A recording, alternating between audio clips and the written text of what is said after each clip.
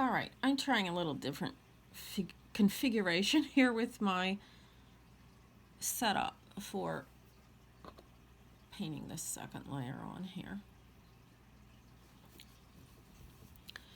And I'm just going to follow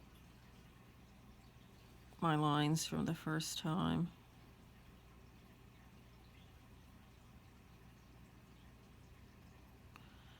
Bring that out to the toe. Really getting on that first layer is the worst. And I made a little oops there, so that's okay. It's not the end of the world. I'm just going to take a little dampened cotton swab.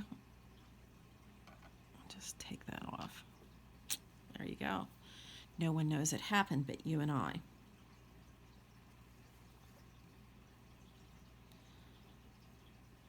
Okay, and I'll just go back up in here. Oops.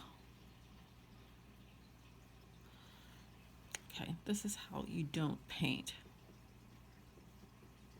All right. And that looks pretty good. It looks a little heavy right there, so let's brush that out. And I just want to neaten up this line right there where that's going into that heel. This is probably maybe the trickiest area, deciding how much of that heel area you want to combine in there to that bottom.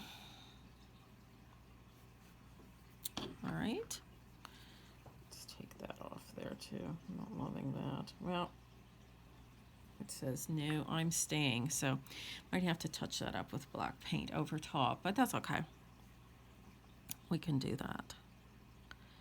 And this is probably one of the trickier shoes to paint, or at least that I've done, because there's no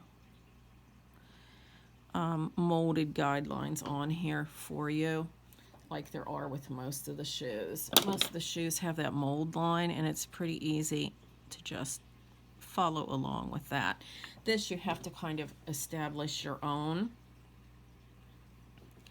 and so that makes life a little bit more challenging there, that there's not a actual kind of little stop there to do it. Another little trick you can do, and if you've looked closely at the commercially painted shoes, they're not perfect either. Let me tell you, they are not so great, some of them. A lot of times there's paint up on the skin here, and what you can do is, you don't want to go jumping into it with a toothpick, but you can take it sideways like this and rub it, and it'll take that edge down, and it'll make it nice and clean.